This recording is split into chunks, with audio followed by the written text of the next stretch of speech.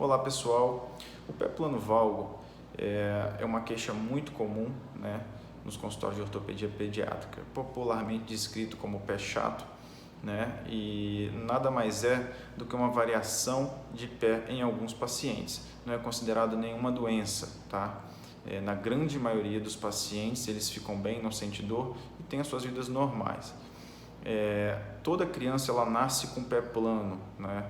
Ela nasce sem a formação daquele arco plantar, que é aquela região mais inferior do pé, aquela concavidade, né? E isso ela nasce assim pela deposição de gordura normal que tem nessa região e pela flacidez das estruturas ali nos primeiros anos de vida.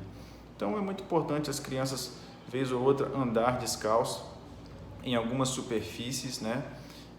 Isso estimula a musculatura local, ativar essa musculatura e aí formando esse arco plantar de uma forma mais natural, né?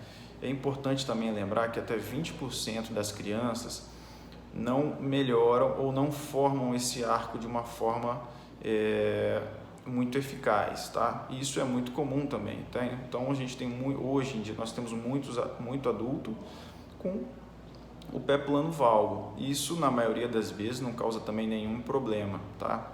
Então isso é muito importante ficar bem claro. E quando me preocupar com o pé plano valgo, né? A principal dica aqui que eu dou é aquele pé plano valgo que dói, tá? Então a dor é o principal sinal de alerta. Seja uma dor quando a criança vai fazer alguma atividade física, jogar bola ou fazer uma corrida, andar na praia, sente aquela dor nos pés, é importante a gente já procurar um especialista, um ortopedista pediátrico para fazer essa avaliação e por que a causa dessa dor, né?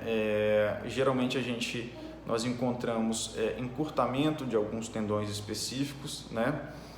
Às vezes podemos encontrar algumas doenças do pé que podem cursar com o pé plano valgo e não ser uma alteração normal, né? Então a dor é o principal sintoma que a gente deve procurar um especialista. Outras coisas também que a gente tem que dar atenção é se a deformidade é muito grave, isso é progressiva, ou seja, se ela vai piorando ao longo do tempo. Se ele tem um pezinho chato no início e com os anos esse pé vai piorando, ou se notar outras alterações que não são comuns naquele pé, tá? Isso, qualquer dúvida, também é muito importante procurar um especialista para fazer um acompanhamento, para fazer uma abordagem, sanar as dúvidas, isso também é interessante, tá? Em relação ao tratamento, a gente primeiro tem que excluir algumas doenças, né, que podem cursar com o pé plano, né? Existem doenças de fusão entre ossos do pé que podem cursar com o pé doloroso.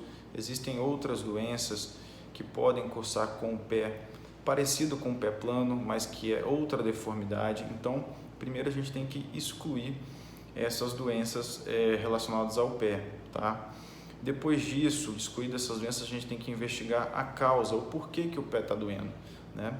Em algumas situações, a gente tem encurtamento de alguns tendões específicos, a gente precisa trabalhar esse encurtamento, melhorar um pouco com alguns tipos de exercícios, com algum tipo de fisioterapia.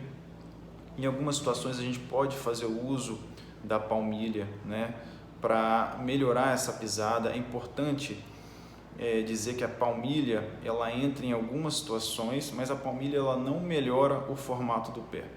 A palmilha melhora a pisada, melhora aquele momento que o paciente vai fazer a sua atividade física e ajuda nessa situação, né? Isso é importante frisar. E o uso de órtese ou o uso de bota, isso também não tem um efeito comprovado que melhore o formato dos pés. O que a gente sempre observa é que aqueles pacientes que usaram a palmilha durante a sua infância, a melhora do formato do pé deu-se ao tempo, ao crescimento e à estruturação da parte muscular e ligamentar do pé. Então isso é muito importante.